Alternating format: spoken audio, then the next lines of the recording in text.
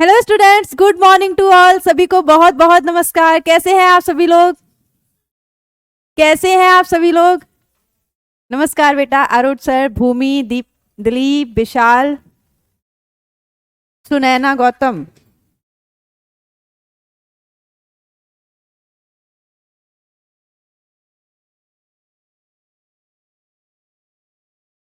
सूरज। चलिए जल्दी से आ जाइएगा आप सभी लोग, फिर हम क्या करते हैं, अपनी क्लास स्टार्ट करते हैं। Good morning to all. Radhe Radhe, जय श्री कृष्णा। सभी को मेरा बहुत बहुत नमस्कार। जल्दी से आप सभी लोग आ जाइएगा, फिर हम क्या करते हैं, अपनी क्लास स्टार्ट करते हैं। Present ma'am, okay present. हाँ, अपनी उपस्थिति को यहाँ पे दाखिल कराइए जल्दी से, और फिर हम क्या करते हैं, आगे बढ़ते हैं। अनिल राव, गौतम सर्कस, शेर, पिंटू, ओके। अशर अंसारी, अभय कुमार, जख्मी,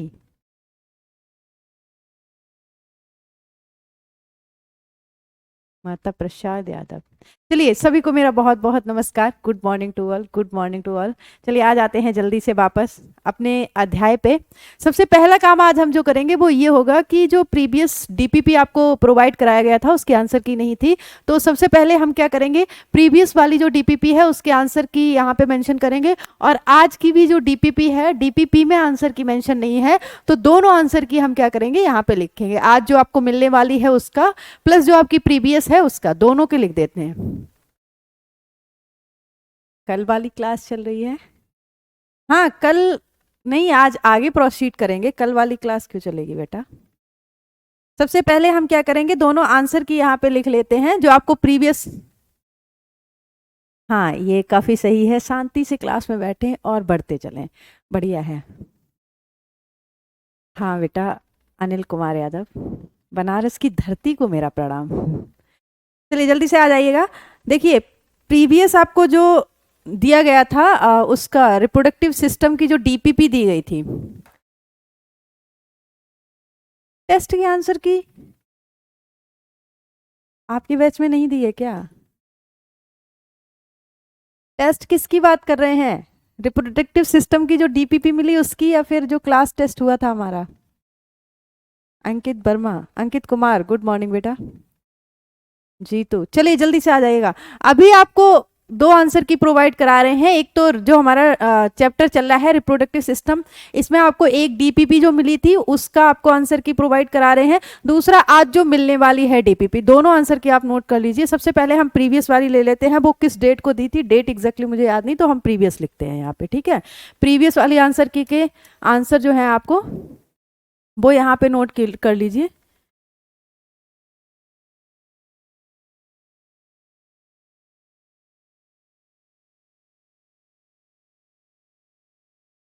कितने क्वेश्चन थे उसमें बेटा? 11 क्वेश्चन थे आई थिंक, है ना?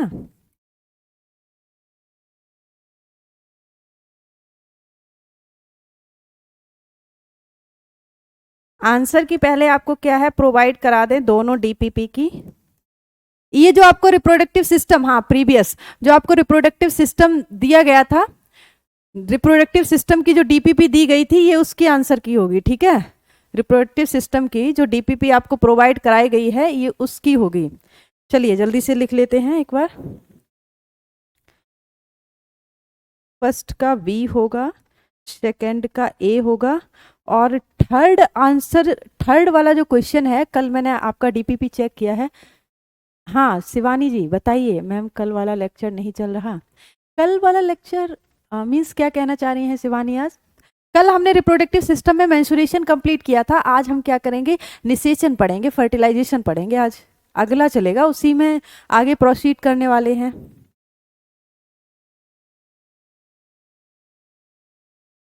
वीडियो चल ही नहीं रहा है, ऐसा कैसे हो सकता है?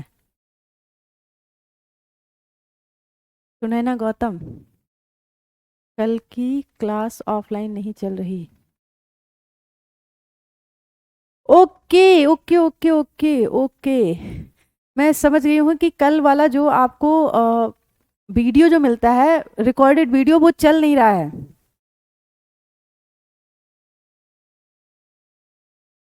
अभी फिलहाल फिलहाल हम क्या करते हैं, आंसर की देख लेते हैं जो आपको डीपीपी दिया गया था। हाँ, थर्ड वाला क्वेश्चन जो है उसमें एक्चुअली डायग्राम भी ऐड करना था, तो उसमें डायग्राम ऐड नहीं हो पाया है, तो वो क्वेश्चन आप छोड़ दीजिए, उसको बाद में डायग्राम अगर उसमें ऐड हो जाएगा या फिर नेक्स्ट जब हम टेस्ट लेंगे तब उसको हम क्या करेंगे, उस वाले क्वेश्चन को लेके आ जाएंगे। वो उन्होंने क्या किया है, डायग्राम ऐड करना भूल गए हैं वो क्वेश्चन में, तो बिना डायग्राम के आप ए और बी की एनालिसिस नहीं कर सकते हैं। ठीक है बेटा, ठीक है कुंदन कुमार, कल वाला वीडियो नहीं चल रहा है आपका, रिकॉर्डेड वीडियो टेक्निकल टीम से बात की जाएगी इसके बारे में।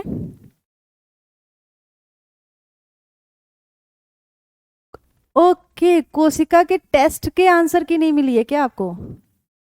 अभी फिलहाल मैं ये कहना चाह रही हूँ, ये जो रिप्रोडक्टिव के डीपीपी आपको दिए थे ना, इससे पहले उसके आंसर की ले लो, और आज जो आपको रिप्रोडक्टिव सिस्टम की डीपीपी मिलने वाली है उसके आंसर ले लो। अभी आपने मुझे रिकॉल कराया है, तो परसों की क्लास में हम कोशिका टेस्ट के भी आंसर आपको प्रोवाइड करा देंगे। बेसिकली हमें ये लगा था कि क्लास के दौरान हमने आपको आंसर बता दिए हैं, तो वो पीडीएफ में वो आंसर मेंशन होंगे, वो क्वेश्चन जो है वो उनके आंसर टिक होंगे, इसलिए हमने आपको अलग से आंसर प्रोवाइड नहीं कराए थे। लेकिन अगर आप लोग कह रहे हैं तो अलग से हम क्या करेंगे, आंसर आपको आंसर की प्रोवाइड करा देंगे। ठीक है, हाँ वापस आ जाओ जल्दी से। तीसरा क्वेश्चन आपको स्किप कर देना है क्योंकि उसमें डायग्राम ऐड नहीं हो पाया है, डायग्राम छूट गया है, तो वो क्वेश्चन नहीं आप सॉल्व कर सकते हैं। आगे बाकी जो क्वेश्चन है उनके आंसर की आपको प्रोवाइड कराई जा रही है। ठीक है, 6 का बी है बेटा और 7 का भी बी है, 8th इज ए,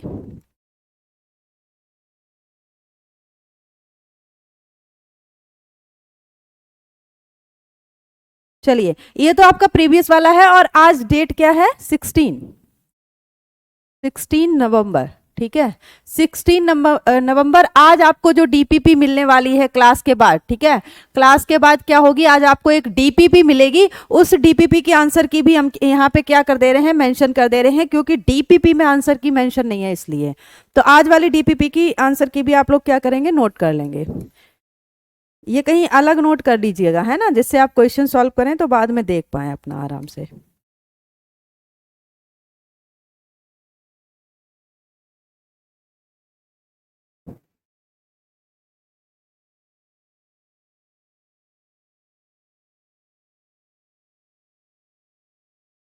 चलिए, और आपको बता दें आज जो डीपीपी मिलने वाली है वो मैंने चेक की थी, तो उसमें क्वेश्चन होगा कि प्यूबर्टी एज में, यानी कि वयस्क अवस्था में जो महिलाएं होती हैं उनमें जो भ्रूणीय अवस्था में प्राइमरी फॉलिकल बनते हैं, जो प्राथमिक पुटिकाएं जो बनती हैं, वो वयस्क अवस्था तक कितनी पुटिकाएं रिमेनिंग रह जाती हैं, बचती हैं, कितनी डिस्ट्रॉय हो जाती हैं। तो आपको क्या बताया गया था, वयस्क अवस्था तक जो प्राथमिक पुटिकाएं हैं वो कितनी बचती हैं, 60,000 से 80,000 बचती हैं। एक क्वेश्चन आपको सॉल्व करवा दे रहे हैं, 60,000 से 80,000 बचती हैं। ठीक है, तो उन्होंने ऑप्शन में 60,000 और 80,000 को इस तरह से लिखा हुआ है, तो आपको क्या है, कंफ्यूज नहीं होना है ना।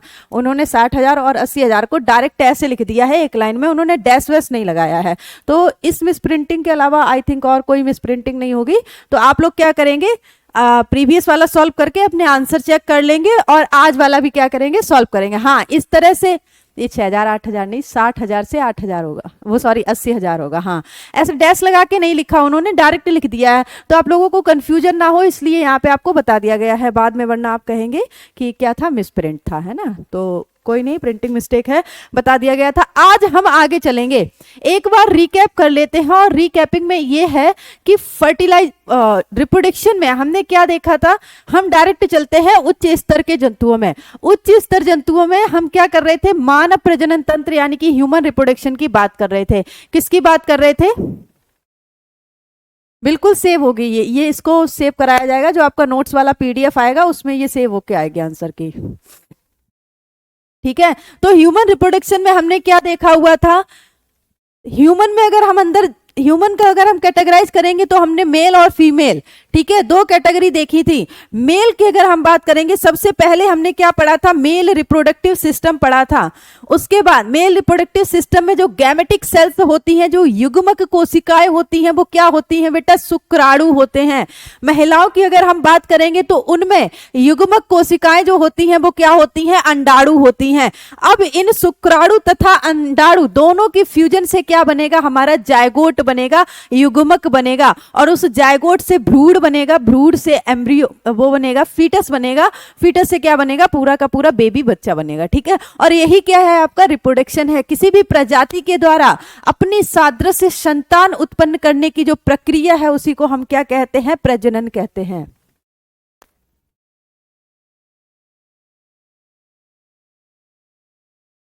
Hari Yadav, thank you. चलिए, और हाँ, आपके लिए एक इन्फॉर्मेशन है कि कल आपको पता है आपके आगरा क्षेत्र में आपके सम्मानीय कुमार सर द्वारा एक दौड़ का आयोजन हो रहा है, तो जो लोग उपस्थित रह सकते हैं वहाँ पे वो लोग जरूर आए। बेटा क्वेश्चन के साथ डाल देते हैं, एक्चुअली वही है कि भूल गए हैं ना, मिस हो गया है। नेक्स्ट टाइम से यही करेंगे, अभी मिस हो गया है तो हमने यहाँ पे मेंशन कर दिया, कोई प्रॉब्लम नहीं है, बहुत छोटा सा काम है। हाँ, मैं खुशी खुशी कुमारी, मैं बिल्कुल वहाँ रहूंगी, बिल्कुल मैं वहाँ पे रहूंगी, और आप सभी लोग आइएगा।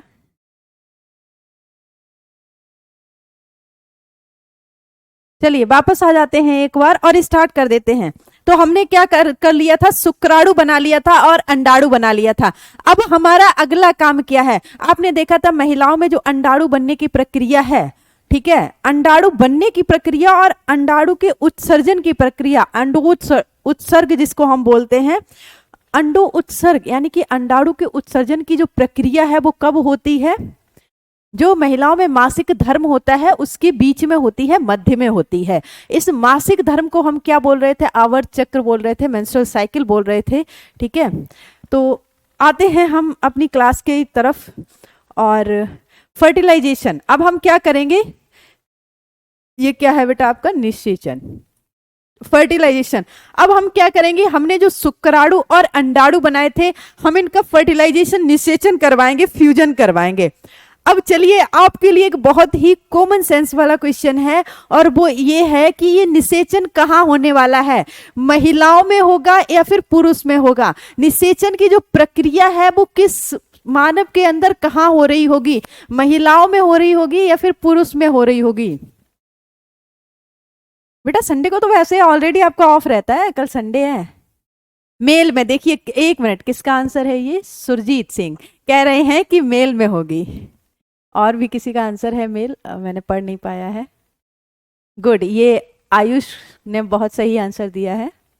हाँ, बहुत सारे बच्चे अभी भी मेल दे रहे हैं। चलो वापस आ जाओ, मोस्टली बच्चे फीमेल दे रहे हैं। गुड, अनिल, राघव, चलिए कोई बात नहीं, गुड गुड गुड, है ना। तो ये फर्टिलाइजेशन की जो प्रक्रिया है वो कहाँ पे होगी, फीमेल बॉडी के अंदर होगी, मादा शरीर के अंदर। आपको बताया था फीमेल में जो अंडाणु होते हैं वो स्टेशनरी होते हैं, एक जगह पे रहते हैं, वो मादा शरीर के बाहर आते हैं, उनका उत्सर्जन होता है, लेकिन वो मेल बॉडी के अंदर नहीं जा सकते हैं। क्या है, वो मेल बॉडी के अंदर नहीं जा सकते हैं, जबकि स्पर्म क्या है, फीमेल बॉडी के अंदर आ सकता है, उसमें मोटिलिटी यानी कि गमन की क्षमता होती है, ठीक है। फर्टिलाइजेशन की अगर हम बात करेंगे तो इसकी डेफिनेशन क्या हो जाएगी, अंडाणु तथा शुक्राणु का आपस में चिपकना, फ्यूजन होना, क्या कहलाता है, निषेचन कहलाता है। अंडाणु तथा शुक्राणु का, अब ये रफली डायग्राम है ना, आपको समझना है थोड़ा सा, ये मत कहिएगा मैम ये क्या ही बना डाला है, ये रफली डायग्राम है जो आपको क्या करना है, समझना है। अंडाणु तथा शुक्राणु का आपस में चिपकना क्या कहलाएगा, फर्टिलाइजेशन कहलाएगा, संलयन। गुड, हाँ, क्या कहलाएगा, चिपकना की जगह पे हम संलयन वर्ड भी यूज कर सकते हैं। चलो, क्या कहलाएगा, निषेचन कहलाएगा, ठीक है। ये वो आपका मेंस्ट्रुएशन का डायग्राम था। वापस आते हैं तो ये निषेचन कहाँ पे होता है, फेलोपियन ट्यूब में होता है। ये अच्छा, ये टाइपिंग में थोड़ा सा कर देते हैं, इनको कितना भी समझाओ। ये फेलोपियन निषेचन कहाँ होता है, महिलाओं में फेलोपियन ट्यूब में होता है। अभी आपको बिल्कुल डायग्राम दिखाएंगे, उससे बहुत क्लियर हो जाएगा। इस सेंटेंस की इंग्लिश इन्होंने यहाँ पे मेंशन कर रखी है, ठीक है, तो आपको कंफ्यूज नहीं होना है। ये हेडिंग वेडिंग नहीं है, ये पॉइंट है, और इस पॉइंट की इंग्लिश इन्होंने यहाँ पे टाइप कर रखी है। दीपक प्रजापति, गुड मॉर्निंग। चलो वापस आ जाओ, ठीक है। इन्होंने क्या कर रखा है, निषेचन फेलोपियन ट्यूब में होता है, ये एक पॉइंट है।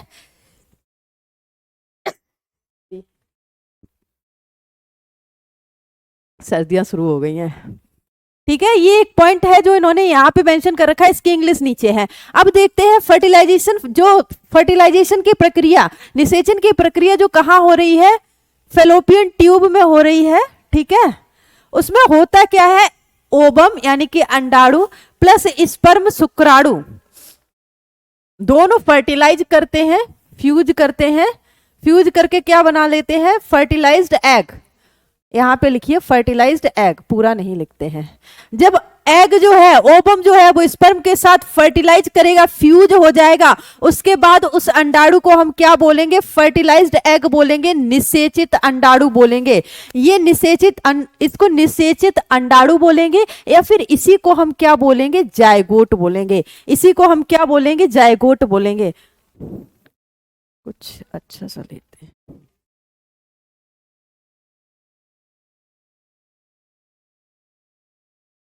चलिए एक बार फिर से आपको क्लियर करते हैं।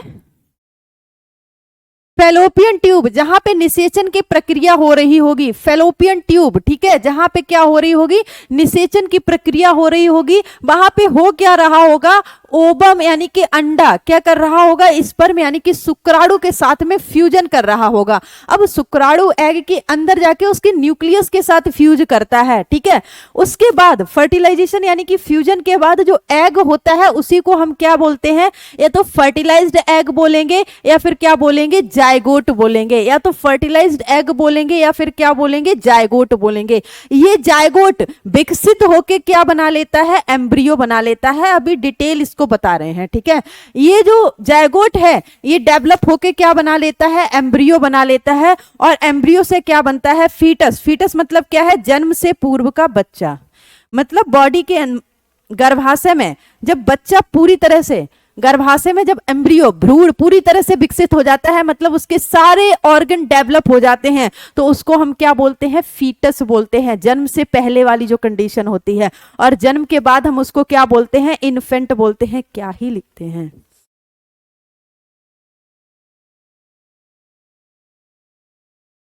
क्या बोलते हैं बेटा, इन्फेंट बोलते हैं। ठीक है, चलिए सबसे पहले आपको ना 5 प्रोसेस याद करनी है। मैम मेरे क्वेश्चन का, जय दीक्षित, हाँ वो कोई बात नहीं, मिस टाइपिंग थी, वो मैंने करेक्ट किया हुआ है ऊपर। ओके चलिए,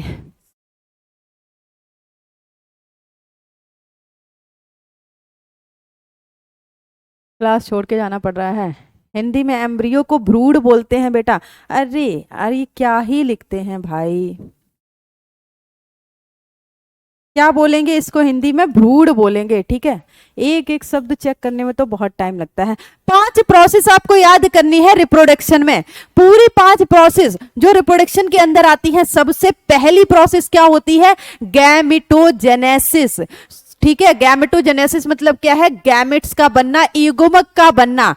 अब युग्मक क्या है, पुरुष में शुक्राणु है, महिलाओं में अंडाणु है। सबसे पहले हम युग्मक बनाएंगे। युग्मक बनने के बाद क्या होगा, मेल युग्मक जो है उसका ट्रांसफर होगा फीमेल जेनाइटल ट्रैक्ट में, फीमेल की जो वेजाइना है उसमें। ठीक है, तो उस प्रक्रिया को हम क्या बोलेंगे, इंसेमिनेशन बोलेंगे। सबसे पहले हमारा क्या होगा, गैमेटोजेनेसिस होगा, युग्मक जनन होगा। उसके बाद क्या होगा, इंसेमिनेशन होगा।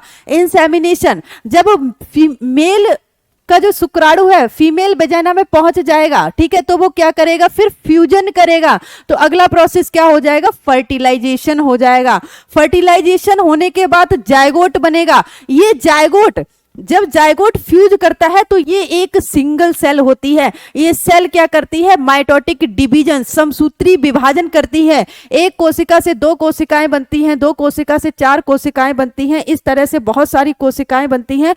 और जब ये जायगोट 8 से 16 वाली, 16 सेल्ड वाली स्टेज में होता है, जब इस जायगोट ने विभाजन करके 8 से 16 कोशिकाएं बना ली होती हैं, तो ये फेलोपियन ट्यूब से कहां आ जाता है, गर्भाशय गर्भाशय में आ जाता है और गर्भाशय की दीवार से चिपक जाता है। इस प्रक्रिया को हम क्या बोलते हैं? इम्प्लांटेशन बोलते हैं। ठीक है, इसके बाद क्या होता है? ये पूरा का पूरा भ्रूण विकसित हो रहा होता है, एक बच्चा बन रहा होता है जो कि 9 महीने लेता है पूरा, उसको हम क्या बोलते हैं? पार्चुरेशन बोलते हैं, गर्भकाल बोलते हैं।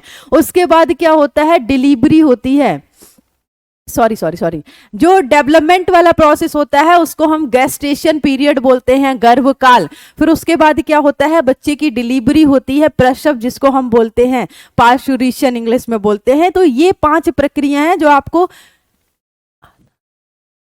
बेटा आधा आधा क्या पढ़ा रहे हैं? सब कुछ तो आपको प्रॉपरली बताया गया। इसको अभी हम आगे और एक्सप्लेन करने वाले हैं। ये तो आपको प्रोसेस बताया गया है, आगे अभी डायग्राम के माध्यम से।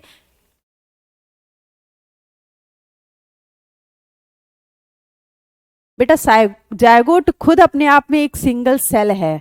आप पूरा का पूरा जो ह्यूमन बीइंग देखते हैं उसकी स्टार्टिंग एक सिंगल सेल से होती है। किससे होती है? सिंगल सेल से होती है। हाँ, प्रोसेस आपको समझा रहे हैं, निषेचन का समझा रहे हैं। ठीक है, आप ये 5 चीजें याद कर लीजिए। रिप्रोडक्टिव इवेंट,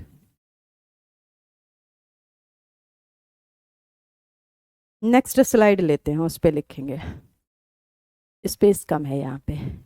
फर्टिलाइजेशन की बात करें, डायग्राम लेके आते हैं। चलिए अभी आप यहाँ पे आ जाइएगा वापस से। होता क्या है? हमने अंडाणु और शुक्राणु बना लिए। अंडाणु हमारे कहाँ बने हैं? इस ओवरी में बने हैं। ठीक है, अंडाणु हमारे कहाँ बने हैं? इस ओवरी में बने हैं। और शुक्राणु कहाँ बने हैं? मेल में बने हैं। शुक्राणु कहाँ बने हैं? मेल में बने हैं। जब कोई भी मेल और फीमेल इंटीमेट करेंगे, ठीक है, क्या करेंगे बेटा? इंटीमेट करेंगे, इंटरकोर्स करेंगे, तो होगा क्या? मेल के जो शुक्राणु हैं वो फीमेल वजाइना से, वो क्या होगा? फीमेल वजाइना से कहाँ जाएंगे? सबसे पहले यूटेरस में जाएंगे और यूटेरस से मूव करते हुए फैलोपियन ट्यूब के इस्थमस भाग तक पहुंचेंगे। ये किसका पाथवे दिखाया जा रहा है? स्पर्म का पाथवे दिखाया जा रहा है फीमेल जेनाइटल ट्रैक्ट के अंदर। कहाँ पे दिखाया जा रहा है? फीमेल जेनाइटल ट्रैक्ट के अंदर। होता क्या है? जब मेल और फीमेल इंटीमेट करते हैं तो मेल में जो शुक्राणु होते हैं उनका ट्रांसफर होता है फीमेल जेनाइटल ट्रैक्ट में। वो वेजाइना से होते हुए, यूटेरस से होते हुए कहां पे पहुंचेगा? फैलोपियन ट्यूब के पहले वाले भाग में, जिसको हम इस्थमस बोलते हैं। बेसिकली आपसे जो क्वेश्चन पूछा जाएगा कि जो निषेचन की प्रक्रिया है वो कहां होती है, तो आप फैलोपियन ट्यूब बताएंगे। इतना डीप आपसे नहीं पूछा जाएगा कि फैलोपियन ट्यूब के किस भाग में होती है। अगर पूछ भी लिया जाए, है ना, आपको क्या करना है? एग्जामिनर कहीं से क्वेश्चन फ्रेम कर दे, अगर पूछ लिया जाए पर्टिकुलर कहां होता है तो आप क्या बताएंगे? इस्थमस भाग में होता है। किस, ये 3 भाग हैं इसके, इस्थमस, एम्फुला, मतलब चौड़ा भाग है तो उसको नाम दे दिया गया है एम्फुला। ठीक है, और इनफंडिबुलम लास्ट में क्या है आपका? फिम्ब्रे, जो फिंगर लाइक प्रोजेक्शन है, इनको हमने क्या बोला है? फिम्ब्रे बोला है। ठीक है, चलिए तो क्या होगा? शुक्राणु जो है वो महिलाओं में कहां जाएगा? जननांग में जाएगा, यानी कि जेनाइटल ऑर्गन में जाएगा, वेजाइना से होते हुए यूटेरस में जाएगा। अच्छा, आपने देखा है कि आपको बोला गया है कि एक बार इंटीमेट करने में 200 से 300 मिलियन का इजेकुलेशन होता है। सरोगेट मदर के बारे में बताएंगे।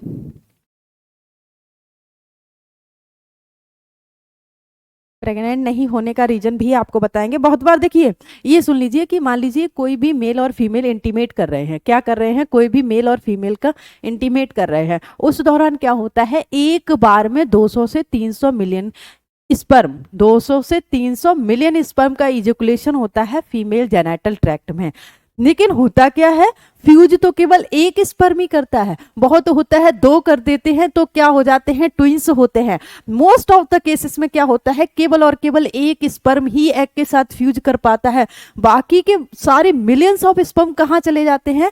आपके शरीर के अंदर, आपके शरीर के अंदर, हमारे शरीर के अंदर, सभी मानव शरीर के अंदर क्या होता है? लिम्फोसाइट सेल होते हैं और उन लिम्फोसाइट सेल में हर एक ऑर्गन में होते हैं और उन लिम्फोसाइट सेल्स में कुछ भक्षण कोशिकाएं भी होती हैं। क्या होती हैं? WBC में कुछ भक्षण कोशिकाएं होती हैं, तो वो सभी ऑर्गन में होती हैं। सबसे पहले तो वजाइनल पीएच जो है वेजाइनल पीएच जो है वो क्या करेगा, स्पर्म को किल करना शुरू कर देगा। ठीक है, हमारे शरीर में बाहर से कोई भी चीज जा रही हो, कोई एंटीजन जा रहा हो, कोई पैथोजन जा रहा हो, या कोई भी चीज जा रही हो, हमारे शरीर की जो भक्षण कोशिकाएं हैं वो उसको खा के खत्म करने का काम करती हैं। इसी तरह स्पर्म के साथ भी होता है। जब स्पर्म वेजाइनल ट्रैक्ट में जाता है तो सबसे पहले तो वेजाइनल पीएच बहुत सारे स्पर्म को खत्म कर देता है, दूसरी भक्षण कोशिकाएं बहुत सारे स्पर्म को खत्म कर देती हैं, तीसरा ये होता है कि बहुत सारे स्पर्म जो हैं उनमें इतनी एनर्जी नहीं होती है कि वो मोटाइल करके यहां से और फेलोपियन ट्यूब तक पहुंच पाए। कुछ कुछ स्पर्म ही, मान लीजिए 7 से 8 स्पर्म यहाँ पे पहुंचे हैं, कहाँ, फेलोपियन ट्यूब में, कहाँ, फेलोपियन ट्यूब के स्टमस भाग में। ठीक है, हाँ बता रहे हैं, अगर मान लीजिए 7 से 8 स्पर्म यहाँ पहुंच गए हैं तो होता क्या है कि जब आपको स्पर्म की संरचना बताई थी तो आपको याद होगा कि एक एक्रोजोम बताया था जो कैप लाइक स्ट्रक्चर थी, उसमें बहुत सारे एंजाइम होते हैं। एक क्या बताया था, स्पर्म के हेड पे एक कैप लाइक संरचना थी जिसको हम क्या बोल रहे थे, एक्रोजोम बोल रहे थे। उस एक्रोजोम में बहुत सारे एंजाइम होते हैं, उन एंजाइम की फंक्शनिंग क्या होती है ये देख लेते हैं।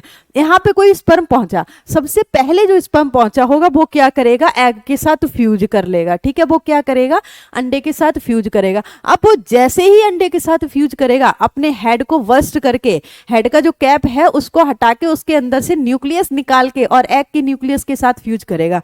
जैसे ही वो फ्यूज करेगा वो क्या करता है, उसके अंदर के जो एंजाइम है वो जो ओवम है, जो अंडा है, उसकी जो वाल है, दीवार है, उसको ब्लॉक कर देते हैं कि कोई दूसरा स्पर्म इसमें एंट्री ना ले पाए। ठीक है, कोई दूसरा स्पर्म इसमें एंट्री ना ले पाए। बाय चांस कभी ऐसा होता है कि जिस स्पर्म ने फ्यूज किया है उसमें सफिशिएंट एंजाइम नहीं है तो दूसरा स्पर्म क्या कर देता है, फ्यूज कर देता है। उस केसेस में ट्विंस बनते हैं। उस केसेस में नहीं, जय दीक्षित मैं गुस्सा नहीं हूं, लगता है तो मुझे गुस्सा भी आता होगा। चलो वापस आ जाओ, सुन लो एक बार, है ना, ये प्रोसेस सुन लो। अगर यहां से आपको समझ आ जाएंगे ना चीजें तो क्वेश्चन फ्रेम हो जाएंगे। कॉपर टी बर्थ कंट्रोल के लिए हम यूज करते हैं। कॉपर टी क्या है, बर्थ कंट्रोल के लिए यूज करते हैं, जो कि फेगोसाइटोसिस की तरह काम करता है। स्पर्मेटोसाइट्स है ना, स्पर्म को किल करने का काम करता है। हाँ चलिए वापस आ जाते हैं। अब देखिए आपको बताएं, आपको समझ आ गया है कि एक ही स्पर्म क्यों फ्यूज करता है। भाई 200 से 300 मिलियन स्पर्म जाते हैं। बहुत सारे रीजन है कि बहुत सारे स्पर्म तो खत्म ही हो जाते हैं। वेजाइनल पीएच है, यानी कि योनि का जो पीएच है वो क्या करता है, खत्म कर देता है बहुत सारे स्पर्म को। दूसरा फेगोसाइटोसिस सेल्स जो हैं वो खत्म कर देती हैं। ठीक है, तीसरा क्या है कि मान लो बहुत सारे स्पर्म हैं जिनकी मोटिलिटी अच्छी नहीं है, जिनके पास सफिशिएंट ऊर्जा नहीं है, एनर्जी नहीं है, तो वो वहां तक फेलोपियन ट्यूब तक पहुंचेंगे ही नहीं। ठीक है, वो क्या है, फेलोपियन ट्यूब तक पहुंचेंगे ही नहीं। मान लीजिए बहुत सारे पहुंच भी गए हैं तो उसमें क्या होता है, जब एक शुक्राणु एक अंडाणु के साथ फ्यूजन करता है तो वो कुछ इस तरह से एंजाइम रिलीज करता है, कुछ केमिकल रिएक्शन होती है जिससे क्या होती है, अंडे की जो वॉल होती है, दीवार होती है, वो ब्लॉक हो जाती है कि कोई दूसरा स्पर्म उसके साथ फ्यूज ना कर पाए। अब एक बात और है बेटा, वो क्या है, वो ये है कि मैम अंडा तो यहां बन रहा है ओवरी में, अंडा कहाँ बन रहा है, ओवरी में बन रहा है। ये ओवरी से फेलोपियन ट्यूब के स्टमस भाग तक कैसे जाएगा, इसमें तो कोई मोटिलिटी भी नहीं होती है। अंडे में क्या है, स्टेशनरी है, वो स्थायी है, उसमें कोई मोटिलिटी नहीं होती है। अरे हरि प्रसाद बेटा, good morning good morning good morning. कोई बात नहीं, आप लेट हो गए, अभी अभी हमने स्टार्ट किया है। नीतीश कुमार प्लीज क्यों लिख रहे हैं, टेस्ट ट्यूब। भाई आप लोग सब्र नहीं करते हैं, है ना। टेस्ट ट्यूब बेबी हम रिप्रोडक्टिव हेल्थ में आपको बताने वाले हैं, पूरा टेस्ट ट्यूब बेबी प्रोग्राम सब कुछ बताएंगे। शांत रहो थोड़ी देर, है ना। अभी अब मैं डांटना शुरू कर दूंगी आप लोगों को। जो पढ़ा रही हूँ उसको पढ़ो ध्यान से, सब कुछ पढ़ाएंगे। देखो बहुत सारी चीजें ऐसी होती हैं, जैसे मैंने सेल चैप्टर पढ़ा दिया, अब उसमें भी बहुत सारी चीजें होंगी। मान लो आप क्वेश्चन सॉल्व करोगे, जो हो सकता है कि वहां पे छूटी हुई हो, लेकिन चैप्टर वाइज चैप्टर सारी चीजें कवर हो जाती हैं। ठीक है, हर टीचर का अपना अपना मेथड होता है, वो सोचता है इस टॉपिक को हम उस वाले टॉपिक के साथ रेलेवेंट करके पढ़ाएंगे। ये सारी चीजें होती हैं, तो थोड़ा सा सब्र रखो और यहाँ आ जाओ वापस। हाँ कीप क्वाइट, चलो आ जाओ वापस से। तो हम क्या देखेंगे कि मैम अंडा कहाँ बन रहा है, ओवरी के अंदर बन रहा है। ये चल के कैसे जाएगा, इसके पास तो टेल भी नहीं है, इसके पास तो माइटोकॉन्ड्रिया भी नहीं है एनर्जी के लिए, ये कैसे बताएंगे बेटा, सिस्ट विस्ट सब बताएंगे, रिप्रोडक्टिव बीमारियां जो होती हैं रिप्रोडक्टिव सिस्टम से रिलेटेड वो सब बता देंगे, थोड़ा सा सब रखो, ठीक है। अब इसके पास ना तो माइटोकॉन्ड्रिया है ऊर्जा के लिए, ना ही इसके पास मोटिलिटी के लिए टेल है। होता क्या है बेटा, यहां से जैसे ही एग रिलीज होगा, क्या होगा, ओवरी से जैसे ही एग रिलीज होगा, ये जो फिम्बरे हैं ना, जो फिंगर लाइक प्रोजेक्शन दिख रहे हैं, ये तुरंत क्या करेंगे, अंडे को पकड़ लेंगे, कैप्चर कर लेंगे। ये क्या करेंगे, फिम्बरी जो कि फैलोपियन ट्यूब का भाग है, हिस्सा है, ये तुरंत ही एग को क्या करेंगे, कैप्चर कर लेंगे, पकड़ लेंगे। अब जैसे ही ये एग को पकड़ लेंगे, पकड़ने के बाद क्या होगा, फैलोपियन ट्यूब के अंदर जब आप जाएंगे तो यहाँ पे एक तरह के ऊतक होते हैं जिनको हम क्या बोलते हैं, सिलिएटेड एपिथेलियल टिश्यू बोलते हैं, ठीक है। क्या बोलते हैं, हाँ चलो अब आ जाओ। अच्छा हाँ, हरी यादव, चलो ठीक है वापस आ जाओ। आप देखेंगे तो फेलोपियन ट्यूब में क्या होता है, सिलिएटेड एपिथेलियल टिश्यू होते हैं। कौन से टिश्यू होते हैं, सिलिएटेड एपिथेलियल टिश्यू होते हैं। होता क्या है, ये जो सिलिया, सिलिया मतलब समझते हैं ना, फिंगर लाइक प्रोजेक्शन, ये सिलिया मूवमेंट करते हैं जिसकी वजह से एग क्या है, ऊपर की तरफ मूव करता रहता है। इस तरह से ये सिलिया होते हैं। थोड़ा बढ़िया सुंदर सा डायग्राम बना दें। चलो ये यहाँ पे स्पर्म आ गया है। अब ये सिलिया इस तरह से होंगे, ठीक है, फिंगर लाइक प्रोजेक्शन। अब जैसे ही एग, जो फिम्बरे है, ये जैसे ही एग को पकड़ेंगे, कैप्चर करेंगे, तो ये सिलिया क्या करेंगे, इस तरह से मूव करेंगे और मूव करके एग को ऊपर की तरफ मूव करवाएंगे। अंडा मूव करते करते कहाँ पहुंचेगा, फैलोपियन ट्यूब के इस्थमस भाग में पहुंचेगा। कहाँ पहुंचेगा, देखिए याद रखिए, ये जो सिलिएटेड एपिथेलियल टिश्यू हैं, ये कहाँ कहाँ पे देखने को मिलेंगे, फैलोपियन ट्यूब में देखने को मिलेंगे। और उसके बाद आपकी जो ट्रैकिया होती है, ट्रैकिया के बाद जो ट्रैक्यूल्स होते हैं, ठीक है, ट्रैकिया के बाद जो ट्रैक्यूल्स होते हैं, वहां पे भी क्या होता है, सिलिएटेड एपिथेलियल टिश्यू होते हैं। गुस्सा नहीं हूं,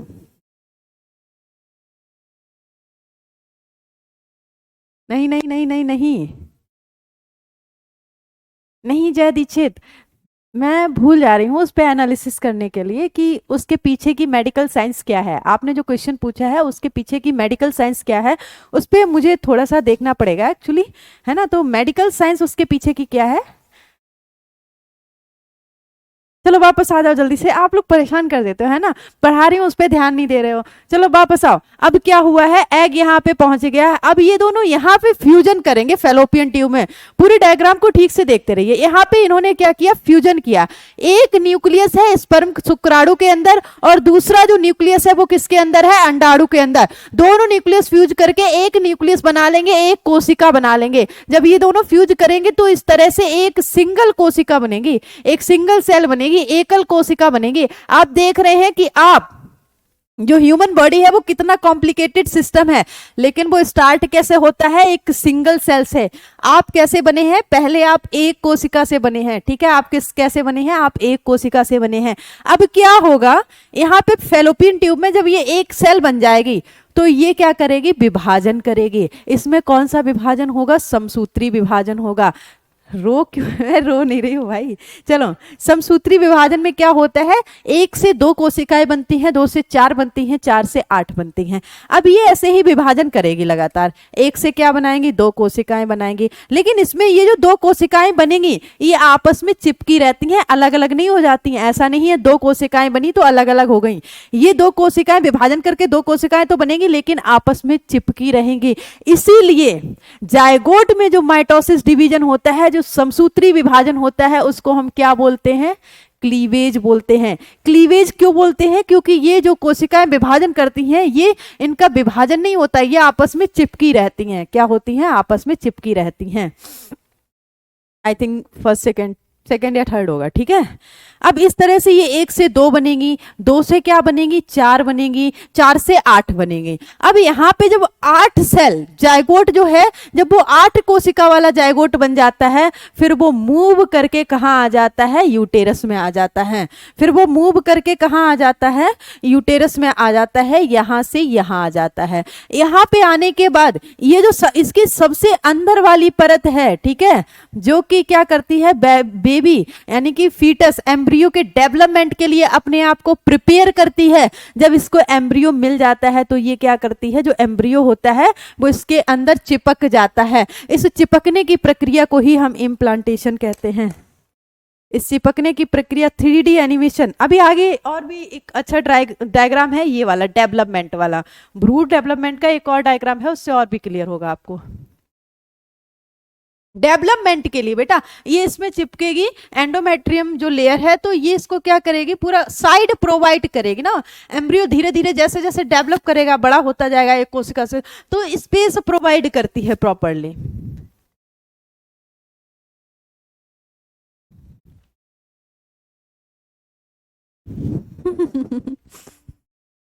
यहाँ पे मेला वेला नहीं लगा है, चलो वापस आ जाओ, ठीक है। अभी मेरे को ये बता दो कि फर्टिलाइजेशन समझ में आया है आप लोगों को? फर्टिलाइजेशन समझ में आया क्या? एंडोमेट्रियम लेयर से चिपकने का रीजन है कि ये इसको साइड प्रोवाइड करेगी। फैलोपियन ट्यूब में इतना स्पेस नहीं होता है कि पूरे के पूरे बेबी का डेवलपमेंट हो पाए। यूटेरस एक ऐसा चैम्बर बनाया गया है जहां पे पूरा का पूरा जो बेबी है ये स्ट्रेच करती है, ये वाली लेयर है ना, तो जैसे जैसे बेबी डेवलप होता जाएगा ये उसको साइड प्रोवाइड करेगी, साथ ही साथ न्यूट्रिशन भी प्रोवाइड करेगी। थोड़ा बहुत आया, एक बार फिर से रिकॉल करूं क्या? हाँ आ गया, कुछ लोगों को आ गया है। आप एक बार वीडियो रिकॉर्डेड वीडियो फिर से बैक करके देख लेना, बहुत अच्छे से आ जाएगा, है ना, एक दो बार देखना। चलो फिर से एक बार बोलते हैं। स्पर्म यहाँ से जाएगा फीमेल जेनाइटल ट्रैक्ट के अंदर और वो कहाँ पहुंचेगा, मूव करते हुए फैलोपियन ट्यूब में पहुंचेगा। आपको बता दिया है मिलियंस ऑफ स्पर्म जाते हैं, लेकिन यहाँ तक कुछ ही स्पर्म पहुंच पाते हैं और उस कुछ में भी एक स्पर्म ही है जो क्या करता है, एग के साथ फ्यूज करता है। एग का क्या सीन है, ओवरी से रिलीज होगा, जैसे ही ओवरी से रिलीज होगा छूटेगा निकलेगा, वैसे ही ये जो फिम्बरे हैं ये क्या कर लेंगे, फिंगर लाइक उंगलियों जैसी जो संरचना दिख रही है, ये अंडे को पकड़ लेंगी और पकड़ने के बाद ये कहां ले जाएंगी, फैलोपियन ट्यूब में। फैलोपियन ट्यूब में बहुत सारे सिलिएटेड एपिथेलियल टिश्यू होते हैं, उपकला ऊतक होते हैं, वो क्या करेंगे, मूव करा के इसको स्तमस तक ले जाएंगे, किसको, एग को। एग और स्पर्म यानी कि शुक्राणु और अंडाणु का फ्यूजन होगा। फ्यूजन होने के बाद एक एकल कोशिका बनेगी जिसको हम जायगोट बोलेंगे, युग्मक बोलेंगे। यह युग्मक क्या करेगा, इस युग्मक में समसूत्री विभाजन होगा। और कौन सा समसूत्री विभाजन होगा, क्लीवेज होगा, ठीक है, क्योंकि यहाँ पे जो समसूत्री विभाजन होता है उसमें कोशिकाएं आपस में जुड़ी रहती हैं। 1 से 2 बनेगी, 2 से 4 बनेगी, 4 से 8 बनेगी। अब 8 से 16 कोशिकाओं वाला जो एम्ब्रियो होगा वो क्या करेगा, फैलोपियन ट्यूब से। अब यहाँ पे स्पेस नहीं है फर्दर डेवलपमेंट के लिए, आगे भ्रूण के विकास के लिए, तो ये भ्रूण क्या करेगा, यहाँ से मूव करके कहाँ आ जाएगा बेटा, यूटेरस में आ जाएगा, गर्भाशय में आ जाएगा। और गर्भाशय की सबसे अंदर वाली जो परत होती है जिसको हम एंडोमेट्रियम परत बोलते हैं, इस परत में आके एम्ब्रियो क्या हो जाएगा, चिपक जाएगा। इस चिपकने की जो प्रक्रिया है उसी को हम इम्प्लांटेशन बोलते हैं। चलिए अभी आगे आपको एक और डायग्राम दिखा देते हैं डेवलपमेंट का। अच्छा, ये जो 3 लेयर हैं आपकी, 3 जो परतें हैं कहाँ पे, यूटेरस में, इन तीनों परतों का अलग अलग काम है, इन तीनों परतों का अलग अलग काम है। सबसे अंदर वाली जो परत है जिसको हम एंडोमेट्रियम बोलते हैं, एक तो ये भ्रूण के विकास के लिए साइड प्रोवाइड करती है, स्थान देती है। दूसरा ये क्या है, मासिक धर्म, इसका जो इंपॉर्टेंट रोल है वो क्या है, मासिक धर्म के लिए है। मायोमेट्रियम परत अगर आप देखेंगे तो ये क्या करती है, कॉन्ट्रैक्शन, है ना, कॉन्ट्रैक्शन मतलब संकुचन कब करती है, जब डिलीवरी ऑफ बेबी, है ना, बच्चा जब पैदा हो रहा होता है तो गर्भाशय से बाहर निकलने के लिए ये जो मायोमेट्रियम परत होती है इसमें स्मूथ मसल्स होते हैं, यानी कि चिकनी कोशिकाएं होती हैं जो कि संकुचन करती हैं, जिसकी वजह से क्या होता है, एक्सपल्जन ऑफ बेबी, बच्चा बाहर आता है। और पेरीमेट्रियम लेयर क्या करती है, प्रोटेक्शन प्रोवाइड करती है हमारे यूटेरस को, यानी कि गर्भाशय को, ठीक है। वजाइना में जैसे आपने इलास्टिक प्रॉपर्टी के बारे में सुना होगा, आपने क्या है, इलास्टिक प्रॉपर्टी के बारे में सुना होगा, ठीक है। तो वजाइना में कुछ वही इलास्टिक प्रॉपर्टी होती है। यहाँ पे जो मसल्स होती है ना, यहाँ पे जो मसल्स होती हैं उनमें क्या होता है, संकुचन और शिथिलन वाली प्रोसेस रहती है, इलास्टिक प्रॉपर्टी होती है एक तरह से।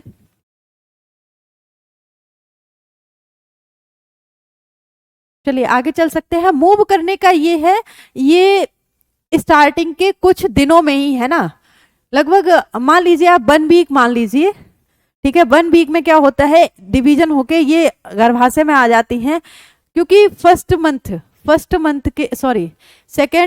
मंथ के ऑलमोस्ट लास्ट सेकेंड मंथ में क्या होता है, बेबी का हार्ट बन जाता है ना। सेकेंड मंथ में आप जब सोनोग्राफी कराएंगे तो आप बीटिंग सुन सकते हैं, मतलब आप देख सकते हैं कि जो एम्ब्रियो है वो प्रॉपर डेवलप कर रहा है या नहीं कर रहा है। चलिए आगे अगर हम आ जाएं तो यहाँ पे हम क्या है, एम्ब्रियो डेवलपमेंट यानी कि भ्रूण का विकास देख सकते हैं। यहाँ पे क्या है, हम पूरा का पूरा भ्रूण का विकास देख सकते हैं। पहले ये बताइए, अभी तक फर्टिलाइजेशन में जो बताया है प्रोसेस पीछे डायग्राम के माध्यम से, वहां तक आपको कुछ भी समझ आया है? 95% इंग्लिश लैंग्वेज का यूज करती हो मैम, समझ। कोशिश तो मेरी रहती है कि मैं हिंदी में बोलूं। रिलैक्सेशन हार्मोन रिलीज होता है, मतलब निकलता है डिलीवरी जब होती है बेबी की, प्रसव जब होता है उस दौरान। सर्विक्स एक नलिका होती है, वेजाइना के बाद वाली जो नलिका होती है उसको हम सर्विक्स बोलते हैं, जो कि यूटेरस गर्भाशय से जुड़ी रहती है। ट्रांसजेंडर बिल्कुल बताएंगे कैसे बनते हैं। क्रोमोजोमल डिसऑर्डर होता है ट्रांसजेंडर में। हमारे जो क्रोमोजोम होते हैं, नॉर्मल क्रोमोजोम एक्स और वाई होते हैं। किसी भी बच्चे को लड़की या लड़का बनने के लिए नॉर्मल क्रोमोजोम चाहिए होते हैं, या तो एक्स एक्स चाहिए होते हैं या एक्स वाई चाहिए होते हैं। जब ये क्रोमोजोम में एबनॉर्मलिटी आ जाती है, जैसे किसी में एक्स ही क्रोमोसोम रह गया, ठीक है, केवल एक्स रह गया है, उसके साथ में एक क्रोमोजोम हट गया, ना तो एक्स आया ना वाई आया है, तो ये क्या कौन सा सिंड्रोम होता है? टर्नर सिंड्रोम होता है। इसमें भी ये भी ट्रांसजेंडर वाली कंडीशन है। लेकिन ये आपने ट्रांसजेंडर में भी दो चीजें देखी होंगी। कुछ ट्रांसजेंडर जो होते हैं उनमें लड़कियों वाले कैरेक्टर थोड़ी ज्यादा होते हैं, होते तो लड़कों वाले भी हैं, लेकिन लड़कियों वाले कैरेक्टर कुछ ज्यादा होते हैं। कुछ ट्रांसजेंडर होते हैं जो लड़कों की तरह रहते हैं, उनमें लड़कों वाले कैरेक्टर ज्यादा होते हैं। उसके पीछे का भी रीजन है। एक लाइन फिल्टर सिंड्रोम होता है, एक टर्नर सिंड्रोम होता है। टर्नर सिंड्रोम से जो ट्रांसजेंडर बनते हैं वो लड़कियों वाले ट्रांसजेंडर होते हैं, जिनमें लड़कियों वाले कैरेक्टर होते हैं, ठीक है। और आपके लाइन फिल्टर में जो होते हैं वो लड़कों वाले होते हैं। सर्जिकल ऑपरेशन सब सारी चीजें बता रहे हैं, थोड़ा सा सब्र तो करो भाई, ये सब डिजीज वाले चैप्टर में आप पढ़ेंगे जो आप पूछ रहे हैं। चलिए अभी एक बार वापस से आ जाते हैं।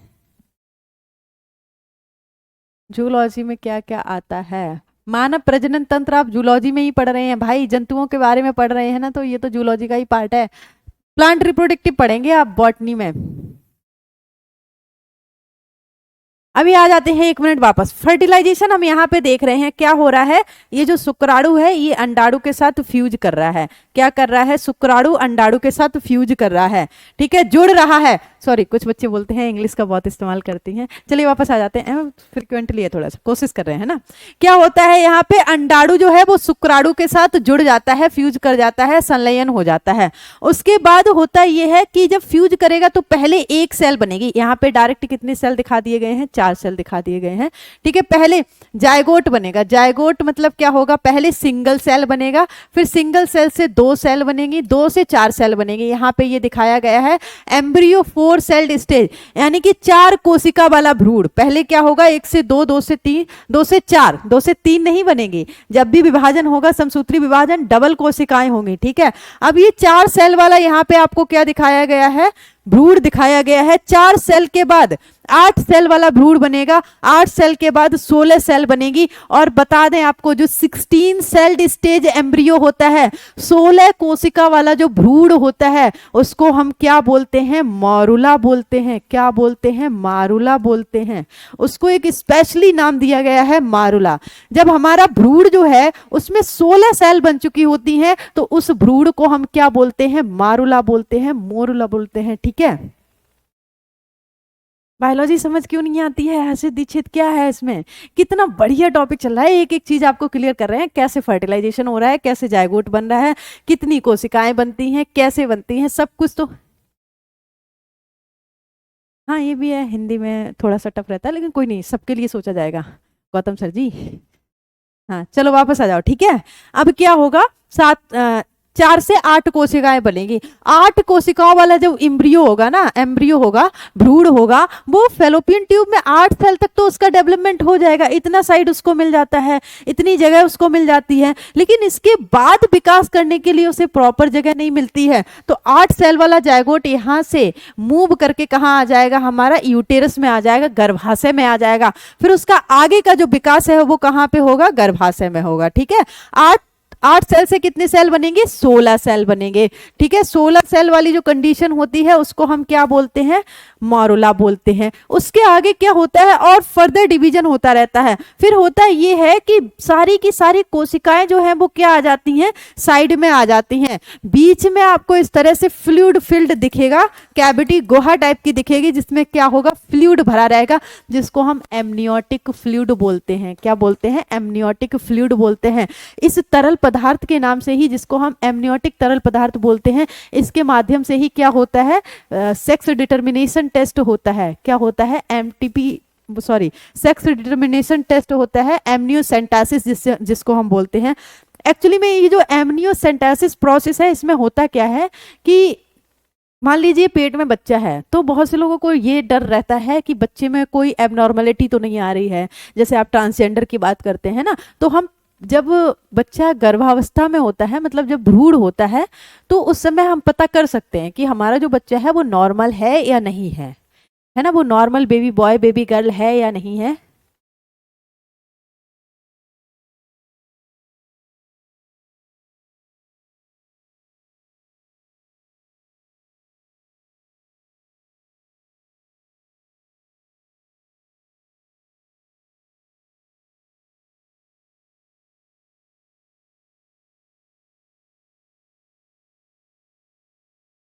ब्लास्टोसिस्ट, ठीक है, एम्ब्रियो को क्या बोलेंगे बेटा, भ्रूण बोलेंगे। ओके, फर्टिलाइजेशन मतलब क्या होता है, निषेचन।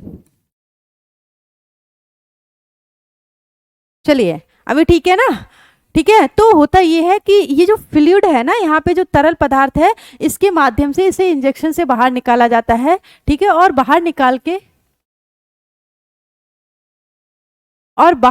के होता क्या है,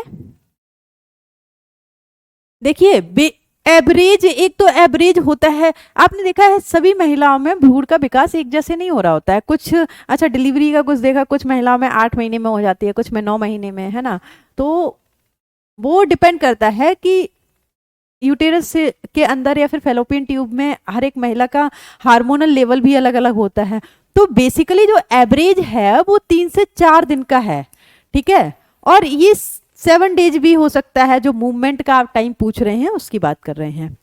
तो वापस आ जाते हैं एक बार। ये जो बेटा आपको तरल पदार्थ दिख रहा है, 1 मिनट रुक जाइएगा, अभी डिस्कस करते हैं। ये जो आपको तरल पदार्थ दिख रहा है, इसमें क्या होता है, एमनियोसेंटासिस प्रोसेस बोलते हैं इसको, प्रक्रिया बोलते हैं।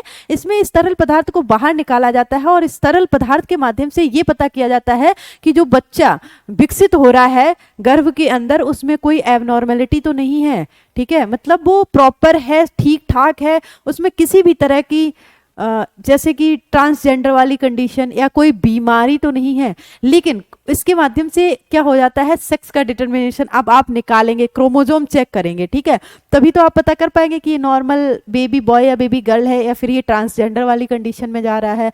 तो वहां पे फिर क्या होता है, सेक्स डिटर्मिनेशन भी हो जाता है। अगर क्रोमोजोम पता चल जाएंगे तो ऑब्वियस सी बात है कि आपको पता चल जाएगा कि ये बेबी बॉय है या बेबी गर्ल है। तो इस प्रोसेस के माध्यम से क्या हो रहा था, 40 फीमेल फर्टिसाइड्स है ना, भ्रूण में जो कन्याएं होती थी उनका बहुत ज़्यादा वो होने लगा था, पतन होने लगा था। तो फिर इस प्रोसेस को क्या किया गया, रोका गया। बैन है, हाँ अभी ये क्या है, बैन कर दिया गया है इसको। चलिए, तो इस तरह से क्या होता है, पूरा का पूरा भ्रूण बनता है। और ये प्रोसेस कहाँ चल रही होती है, भ्रूण का विकास कहाँ हो रहा होता है, गर्भाशय में हो रहा होता है, यूटेरस में हो रहा होता है। इसकी प्रारंभ कहाँ से होता है, ये फेलोपियन ट्यूब से होता है। ठीक है, कहाँ से होता है बेटा, फेलोपियन ट्यूब से होता है।